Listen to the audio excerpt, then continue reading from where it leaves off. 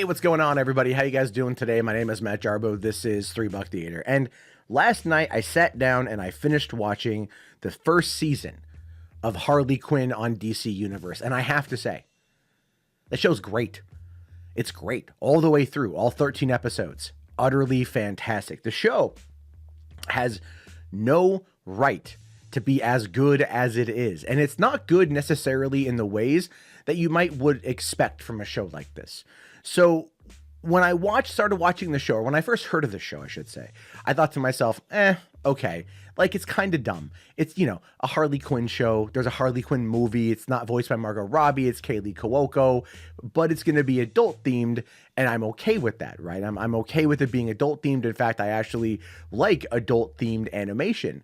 And I think I've been a fan of South Park for well over 20 years. F is for Family is my favorite show on Netflix. I'm more than happy with adult themed entertainment. But it just seemed kind of like a weird departure for what we know out of the comic book characters, right? And so DC Universe has gone mature with Doom Patrol and Titans. So we know that they're really trying to play up that mature audience. And in this particular case, it worked. Like, it fundamentally worked. Not only is the show crude, crass, and violent, it's hysterical in how it turns its head, or it turns tropes about superheroes and supervillains on their ear, right? So to give you guys an example of this one, what I love is, like, when they go to the Legion of Doom, when they go and they deal with other villains, right? Bane, Two-Face, Scarecrow, Joker. Oftentimes when they're not planning capers, they're just being normal. Bane has a problem with Todd from the juice bar, and so Todd keeps messing with him because Joker keeps paying Todd to mess with Bane by mispronouncing his name. And it just drives Bane into this rage who wants to go and take out Todd. And it's just like, such a stupid thing, but it's so funny because Bane comes across as absolutely genuine in his anger and his frustration all the way through. Scarecrow is a good villain. I love Alan Tudyk as Joker. I thought he did a really good job. Alan Tudyk also doubles as Clayface. Again, one of Harley's allies, who is just fantastic because he's so funny. I love Tony Hale as Dr. Psycho. The fact that he called Wonder Woman the C word, and that's what got him booted out of the Legion of Doom. Okay, like, that's the joke there. Like, these people kill, they cause mayhem, they steal, they rob, they destroy. They're basically terrorists. But he called Wonder Woman the C word out of anger, and that's what got him booted. In fact, he needed a whole PR campaign to try to make his way back. Like, it's hysterical. You've got King Shark, but King Shark is kind of like, he's just a hacker.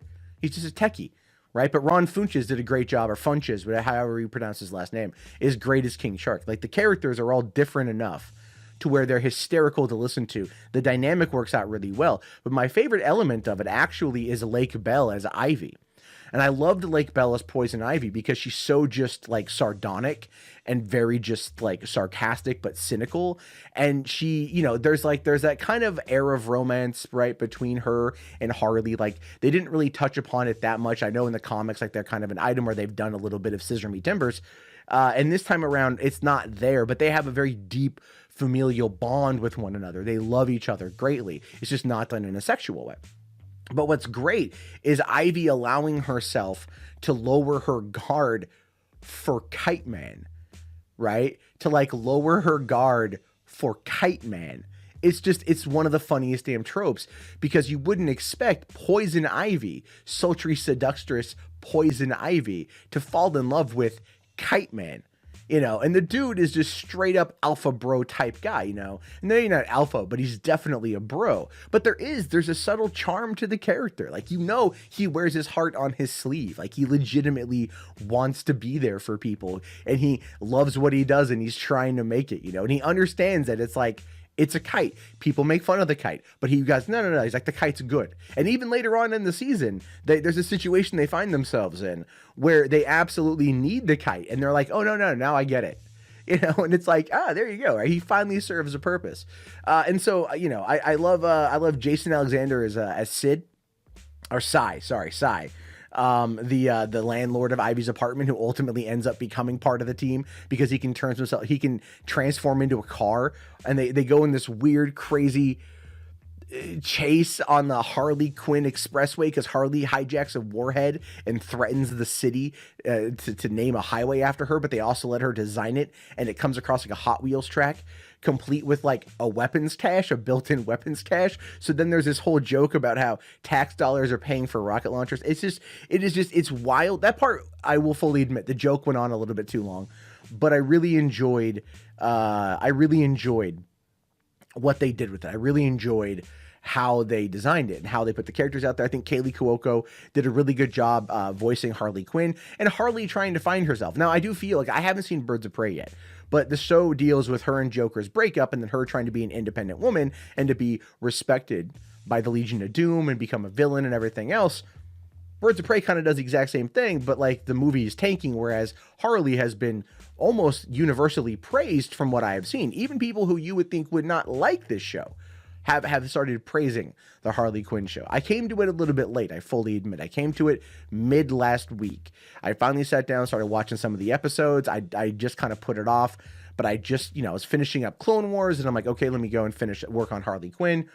And I just found myself binging episodes of Harley Quinn, absolutely just adoring it and waiting until I could sit down and finish the last couple episodes last night. And it was actually like kind of sad, like because they do that whole like emotional lesson learned at the end of the episode, and they have like this piano tune, and when that pops up, what it's going to be Harley kind of understanding what she did wrong and then her trying to make it right with Ivy, because really the central thesis of the show is not necessarily about Harley and the Joker. It really is Harley and Ivy. Harley wanting to be big, bold, crazy, be this villain, and Ivy is there like, look, I don't want to be a villain. I don't even really consider myself a villain.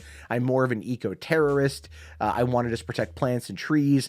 But then she's also grounded, but she's grounded she grounds Harley, but Harley also kind of allows her, like teaches her what it's like to kind of like allow her to lower her guard and to trust people, because Harley is kind of trusting. I love that Batman shows up and that it's voiced by Dietrich Bader, who voiced Batman in Batman the Brave and the Bold. That was an ABC Family show from a couple years ago, right? I mean, JB Smoove shows up as Frank the Houseplant.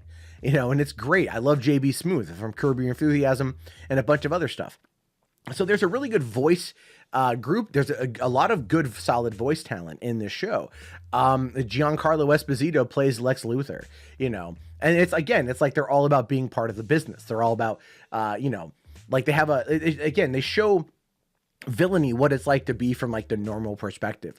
What I thought was great was like when they tried bringing in a nemesis for Harley, and it's Jacob Tremblay voicing Robin, and she hates the fact that it's like a 9-year-old kid and he is just a manipulative little bastard the whole time. And like she's trying to get Superman's attention by kidnapping Lois Lane, and then Soup shows up, but he brings Robin to the fight in order to to have him fight his nemesis and whatnot. And then it's just, again, there's like sight gags with like Wonder Woman of her just sitting at home eating cereal and waxing her upper lip or bleaching her upper lip, and just little nods to like superheroes, but just in normal everyday life and what they do when they're not fighting crime or they're not committing crime. So it's a really interesting way to kind of present the city. And I like the way that the season ended. Batman presumably dead, Joker presumably dead. Gotham is in chaos. The Legion of Doom is going to take over. So it's like, where do we find ourselves for season 2, if season 2 even happens? And I truly hope season 2 happens. I think it's too good of a show for people to not check out. I think it's too good of a show for people to not dive into, because I think there's going to be a solid fan base that comes out of this thing. And honest to God, it's hysterical stuff. And I really cannot recommend it enough. Like I said, it has absolutely no reason being as good as it is, but those are just my thoughts on the Harley Quinn show. What do you guys think about this? I want to hear it. If you've seen it, let me know down in the comments what you guys think. I want to hear.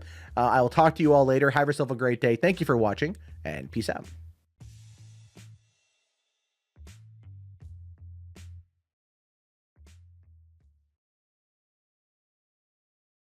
Hey, thank you very much for watching the video. If you want to keep the conversation going, and if you've made it this far, you clearly do, come on in and join the Discord. Link is in the video description. Can't wait to see you there. Have yourself a great day, and peace out.